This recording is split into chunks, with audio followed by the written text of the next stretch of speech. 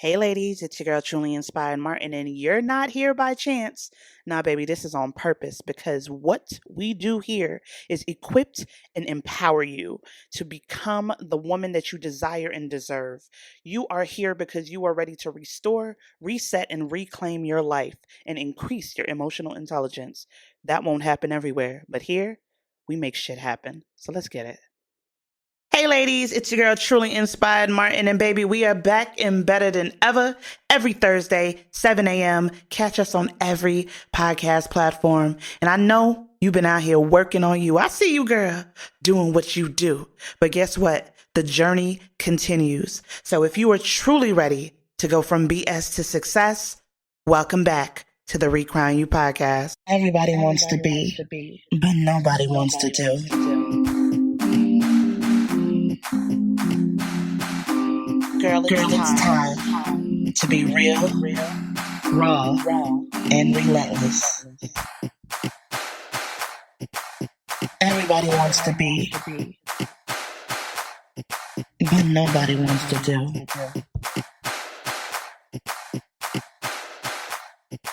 You know it's time. Recrown you. Trigger warning. Trigger warning. This episode might contain some things that give you flashbacks, some things that are real, some things that are raw, but absolutely relatable. Listener's discretion is advised. I mean, damn, I'm about to tell all my little business. I mean, it's not like I won't be telling my business in books or, on platforms or whatever, but it's different when you're about to have like a real conversation with your ladies. I mean, I don't know if they trying to be that real about dating below the bar or allowing things that, yeah, this is a little deep. Sometimes I really be wanting to hold back a little bit, but this one for y'all. What's up, guys? It's your girl, Truly Inspired Martin. Welcome back to another episode of the Recrown You podcast. Hello. It's your girl, Truly Inspired Martin, of course, your hostess with the mostest. And we are here to bring you what you came for, baby. You are here because you want the real. You want the raw. You want to know what it feels like to be relentless. You're resourceful and you're resilient, right? And you know that there is something here on this podcast, on this episode, that's going to speak to you, speak into you, something that you might need to prepare yourself for in the future, something that happened to you in the past, or this might be for somebody else that you know. Whatever the case is, welcome to the Recrown You podcast. So you all already know why you here, right? But let's get into what we do for you. We are here to help you to increase your emotional intelligence by becoming more self-aware. If you want to amplify your emotional intelligence, then baby, you are in the right place at the right time, right? So we're going to empower you. We're going to equip you with the tools. We're going to give you the information. We're going to keep it real over here. We're going to keep it raw in these streets. But the work, mama, the work is on you. So you got to be willing to take the journey, do the thing to really make it do what it do. So welcome back.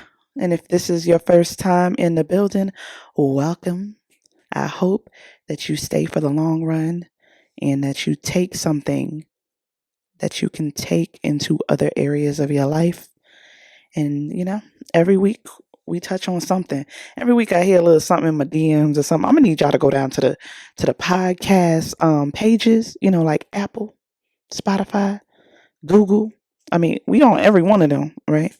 I need you to head on over there, SoundCloud, one of them, and leave a review, right? Because y'all be in my DMs, y'all be trying to keep it quiet. Y'all can make up a fake name. It don't matter. I don't care what you do.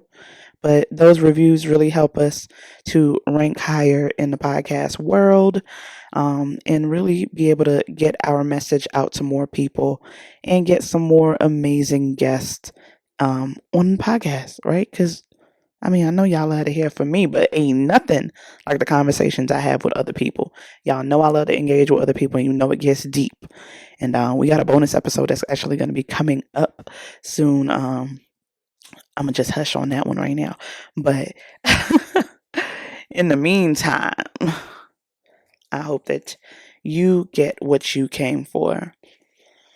But let's take, you know what we do? We got to take a minute, because sometimes the stuff that we touch on over here gets real hot and real heavy. And this week ain't going to be nothing different. And I'm pretty sure you heard that trigger warning, right? So, and trigger warnings can be for so many different reasons. It might be something that you don't even know triggers you. It might be something that you've just recently gone through or went through in the past, and it's like just little things that might be like pressing in your spirit, and you're like, oh damn, I didn't know that still bothered me, or I didn't know that somebody else dealt with that.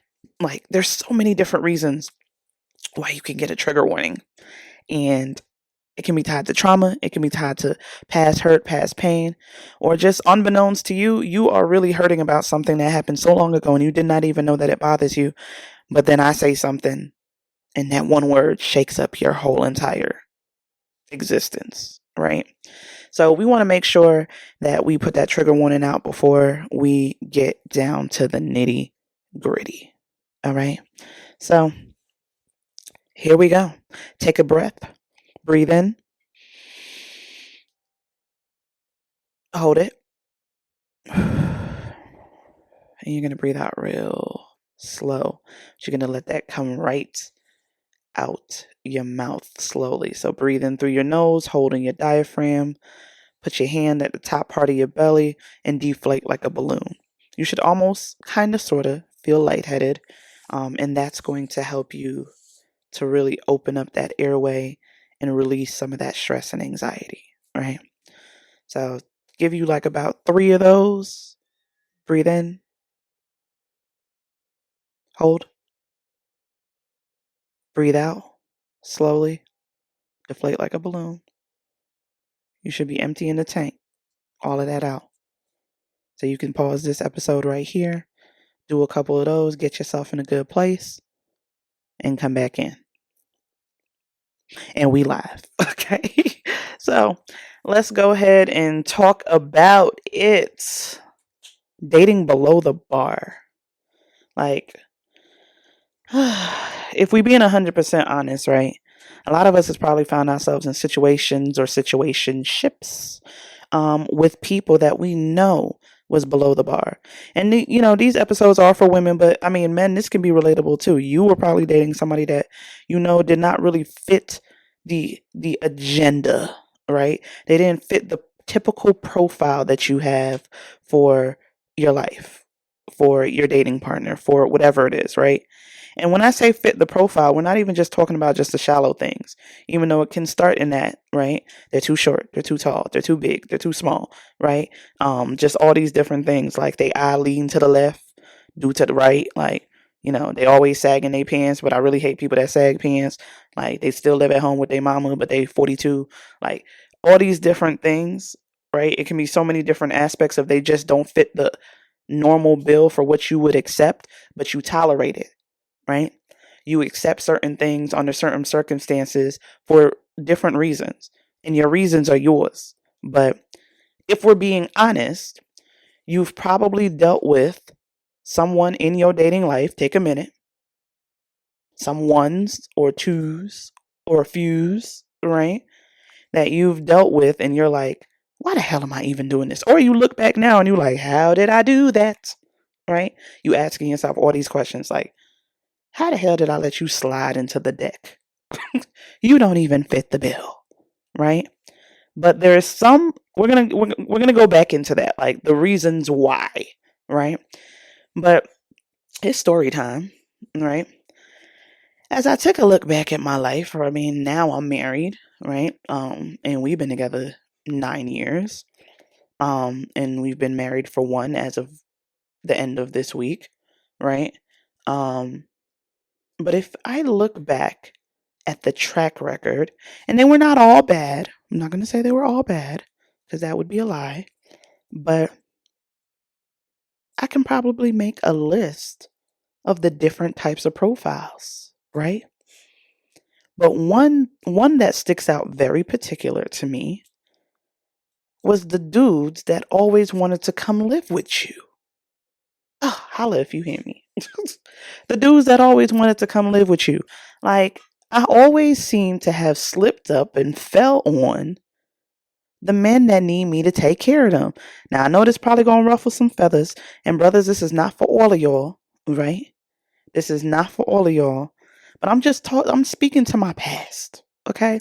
And I'm speaking to what some of y'all might have dealt with. And even on the flip side, some men probably have dealt with it. I know a lot of men that have dealt with it, right? Where it's like somebody just needs somebody to just take care of them and they don't want to do nothing.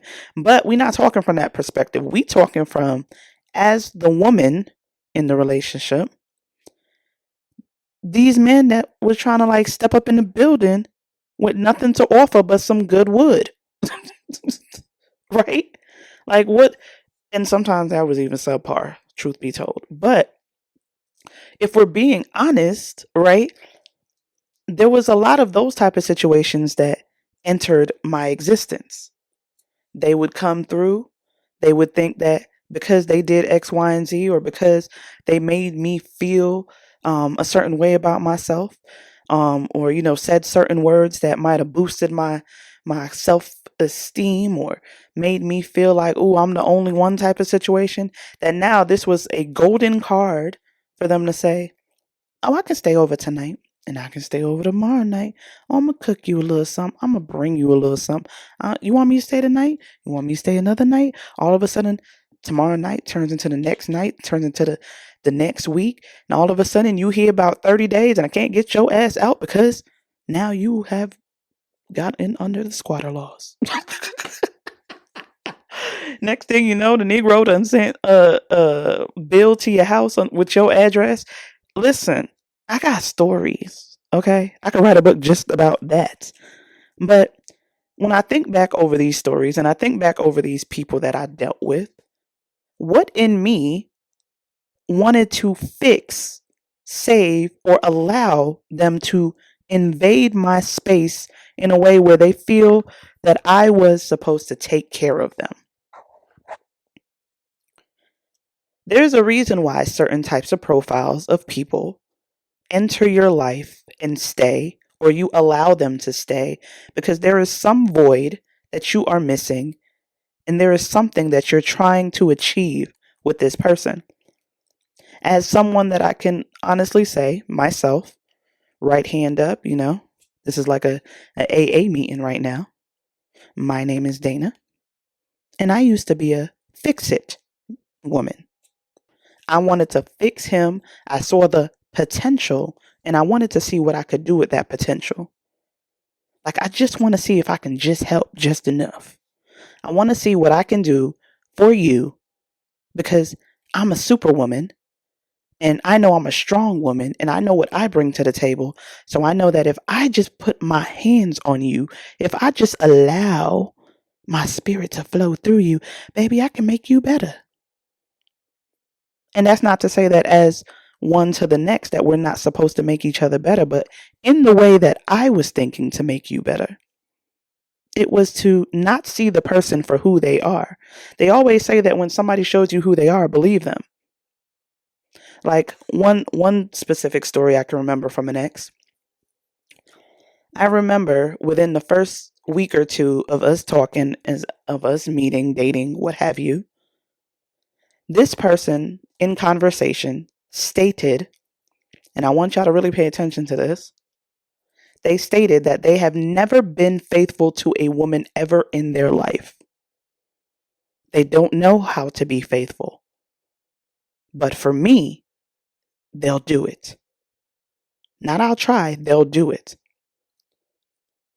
So when we talk about red flags, baby, that was not a green flag, so I don't know what the hell did I expect, right? But that little light in my head, and those that know, those women that know, they know, that little light in the back of my head went off and said, I can be the change. I can fix this. Girl, this is your lane right here. You like to fix things. And if you're being honest, you've probably found yourself in a similar, if not the same, situation at some point in life.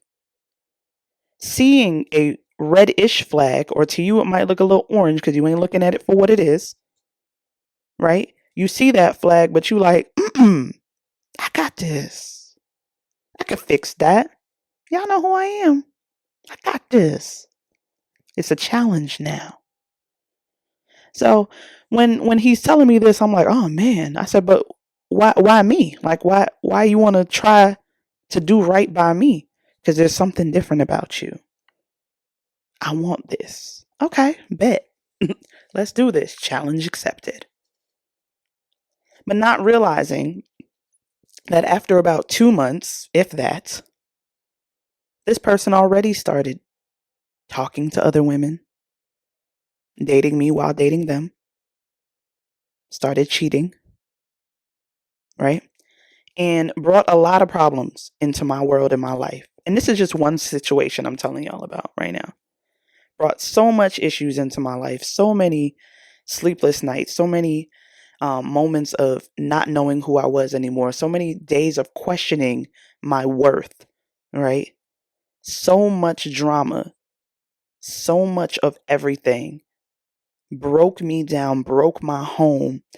And it takes me back to a place to say, what in me believed that it was okay to allow this man to come into my life, dictate what he was going to do, come in living here, barely paying anything, but acting like he do, told me about himself, but I did not want to believe it. And I allowed him to stay over and over again. And I ran back and forth, back and forth. So that's why sometimes when I be hearing these little stories on like the Shade Room and Neighborhood and Hollywood Unlocked, when they talk about like Krishan and Blueface, now that's real toxic. Okay, let's not even try to act like that's my situation. But I had similar moments, right? And there's a lot of other ones that they posted. I'm like, I could sit here and judge you right now, but all I can say is I hope she finds, or I hope he finds what they need before it's too late. Like, I hope they get that moment to figure out what's right for them and how to disconnect that soul tie, or how to disconnect from each other. Because I can't judge you negatively for something that I've probably dealt with myself in a similar situation. Being 100% honest and looking at those situations and being like, I've dealt with some old toxic men, right?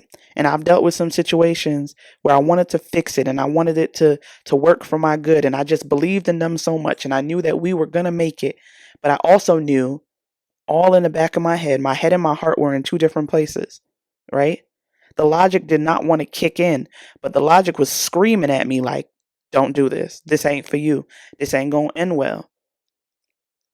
But my heart was yearning for love. It was yearning to be accepted.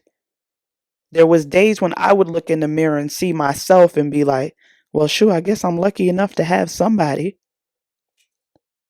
Oh, we're not gonna keep it real now. We're not gonna keep it real. See, one thing about me over here is I'm gonna tell you what it is and what it was, right? Because I think that it's important to know that you were not alone and you are not alone. The whole relatable part is because I can tell you about those moments when I looked in the mirror and said, well, damn, I mean, I do have him, right? Or there's moments when you look in the mirror, you like, no, I'm pretty. I'm worthy. I'm this, but you don't really believe it from the pits of your freaking stomach. You're saying it out of your mouth, but the words do not align with your posture, and your words do not align with how you actually feel about yourself.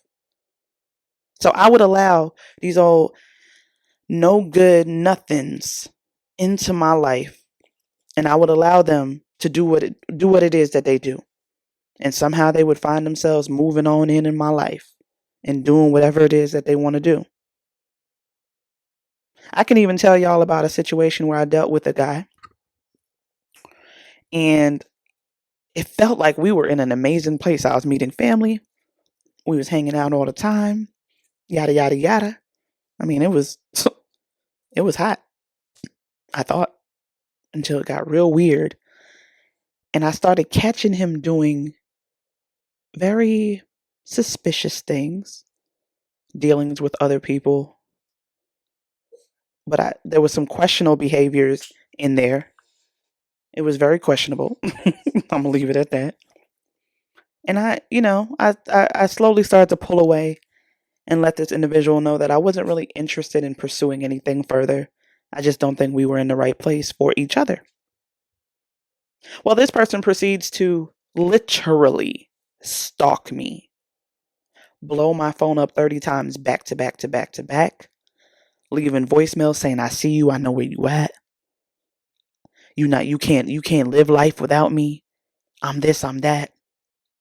Calling me all out my name and then turn back around the next phone call, be like, but I love you.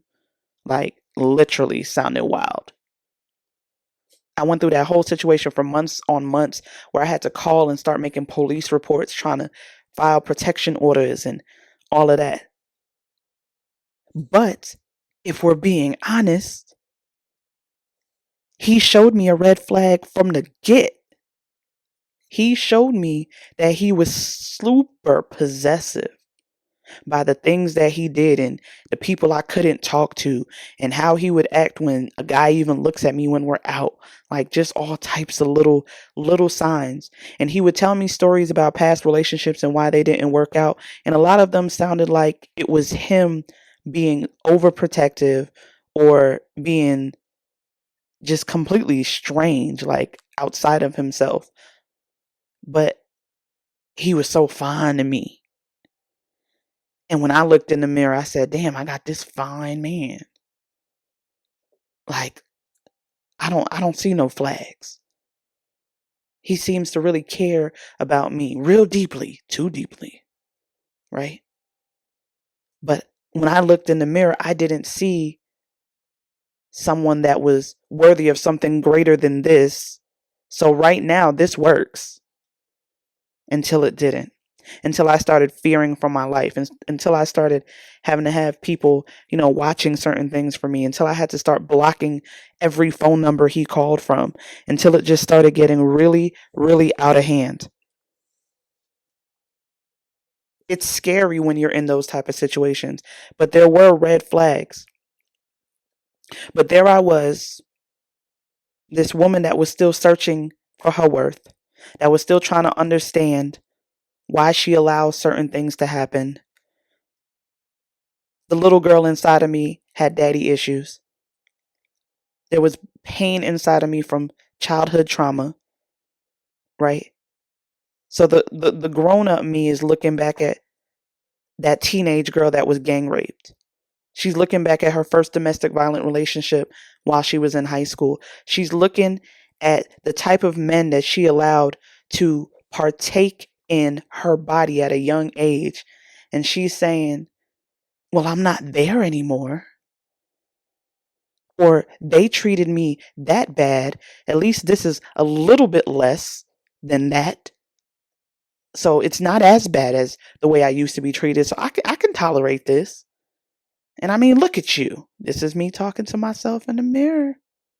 So when I was beating y'all with a dead horse last week, talking about that mirror work, I'm not playing. The mirror work will reveal things about you that you did not know was truly rooted deeply in you. It will force you to counteract every lie that you've told yourself. So me understanding that the past me did not think that I was worthy of certain things or certain people. So I would tolerate the bullshit that comes with what I was accepting. So these are the trigger warnings I'm talking about. There are things, there are people, there are situations that you allowed that are a part of the reason why you are broken or feel broken. But the funniest part to me is, although I allowed this phrase to be used, that you're broken or you feel broken, I'm going to use it right now because I want you to understand that even though you feel broken, even though there are parts of your life that feels like they just did not fit together, they did not make it a full circle of joy, a full circle of happiness, they all make sense in the end. You have the ability to gorilla glue your life together. It's the strongest glue you'll ever use. See, even in those little moments where you feel broken or there's little parts that's cracked, they all still fit right back together because you hold the pieces. Just because you allowed or tolerated those things in your past does not mean that you should or you can or you will in this time of your life. And you know why? Because all of those were learning lessons. All of those things taught you something. And if you did not learn the lesson from them, then baby, this is your wake up call right now. Understand that you don't have to deal with anyone that's putting their hands on you. You don't have to deal with somebody that you got to constantly take care of and they're not reciprocating. You don't have to deal with somebody that's not even a little concerned about how you feel about you. You don't have to deal with someone that's not even taking the opportunity to learn more about you, to know what your love language is, to know what makes you tick. You don't have to go through the constant cheating and the narcissistic behaviors and the people that make you feel less than, the people that don't value you, the people that don't edify you, the people that don't speak those words of affirmation into you. You do not have to tolerate that. You have to look back and understand that you've probably at some point in your life dated, allowed things below the bar. And that's okay. Give yourself grace in that. You probably allowed it. But most of the time, the reason why we allow things to come into our lives or allow people to come into our lives that are below the bar is because we don't know what the standard is for ourselves. We allow and tolerate anything because we don't stand for anything. We don't have a standard, like a true standard. But see, when that posture changes, when that understanding of self happens, when you're able to be when you're able to be in a place where you can truly vocalize what you've dealt with, what you've accepted, and why it made you feel the way it did, when you can be aware of the situations that played a part in your downfall, then you can make sure that you build up the correct fortress to not allow those things to penetrate your heart or your life ever again. Truth be told, you have allowed it. Be real. You allowed it, but you will not anymore. You stood for it, but you will not anymore.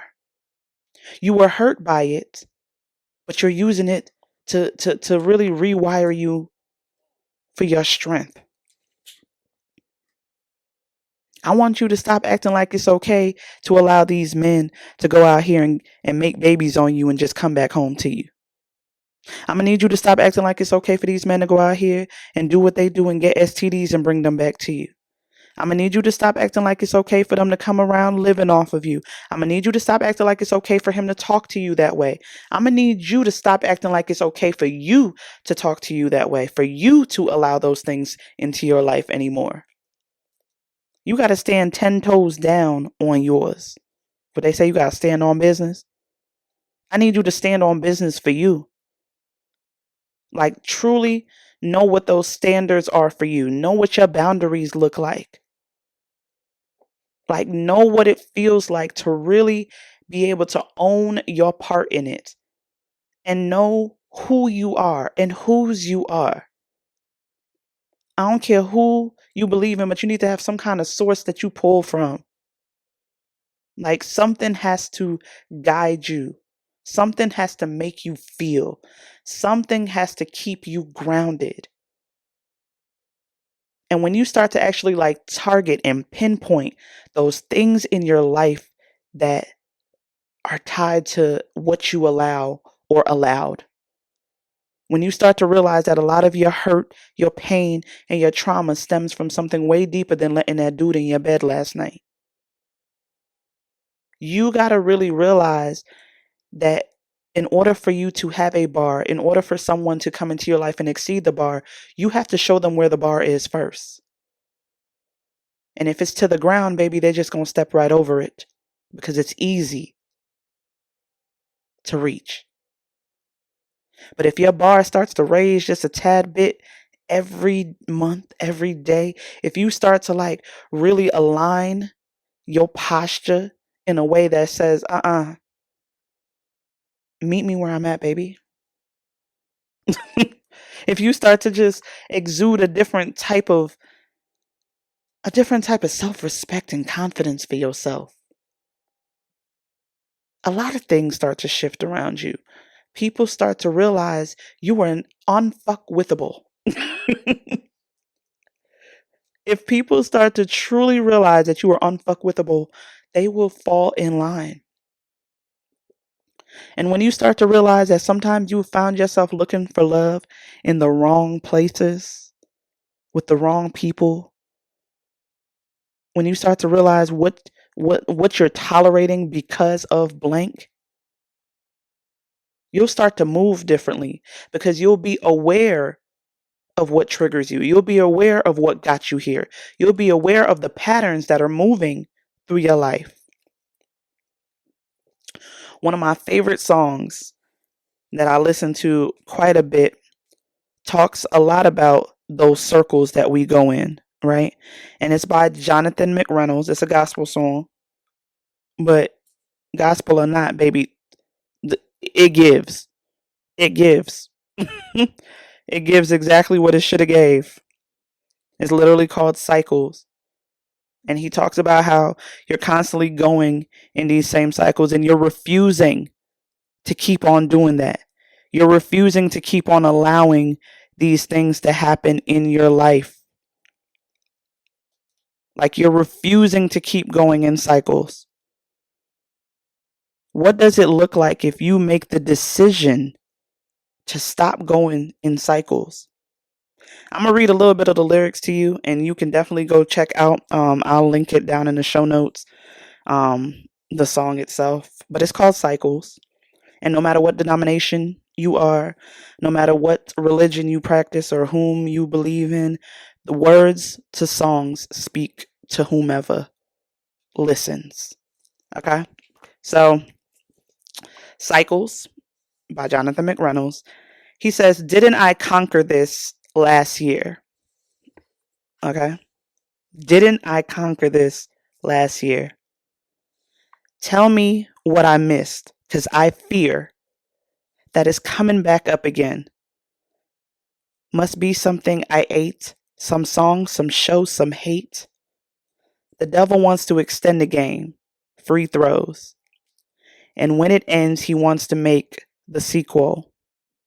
Because if he has another chance, he feels like he can take my joy, my peace, my faith. See, the devil, he learns from your mistakes. Don't miss this. Even if you don't. So that's how he keeps you in cycles. But I'm not going in cycles. This will end like I want it to. I win. The enemy will have to lose again. See, I'm a different fighter now. And I have God to thank because his joy is my strength. You can insert whomever for you right there. But he said, I'm not going in cycles. I'm going to break these cycles. I'm not going in cycles. So I stop here to ask you, what cycles have you been consistently going in and not realizing that these patterns are what have left you stagnant, of what have left you dealing with the same people in a different way? They just come in a different outfit, with a different haircut,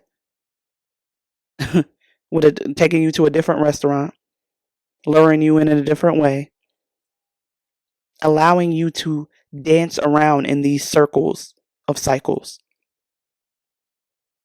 You have the ability to change what you have the ability to change, right? You control your controllables. You have a capacity in your hand to shift your atmosphere. But you have to be willing to be accountable to what parts you played in it. And that's not to say that those people had no part or no bad.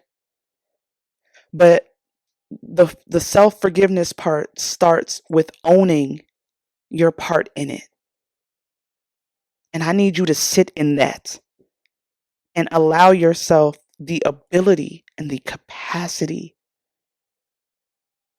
to grieve what you let happen. Allow yourself grace in the things that you did not stop before it happened. But give yourself the opportunity to break the cycle. Your next step is on you. So whether you're currently dealing with a situation that you know you ain't got no business being in no more, or whether you see yourself entertaining somebody that's fitting the bill of a cycle, or whether you're about to go into something new and you just want to make sure that you don't do that same shit again. Whatever it looks like for you, it's going to start with you understanding the why, knowing the who, and breaking the cycle. So I hope that this spoke to somebody today, and I hope that it didn't trigger you too much. But we did give you a trigger warning. So make sure that y'all tune in for the bonus episode that's coming up, as well as all our guests that's coming down the pipeline for the rest of 2023 and 2024. It's up, baby. So y'all already know what this is, and y'all already know who this is. So in the meantime, in between time, I'm going to catch y'all next time. It's your girl. You know it's time.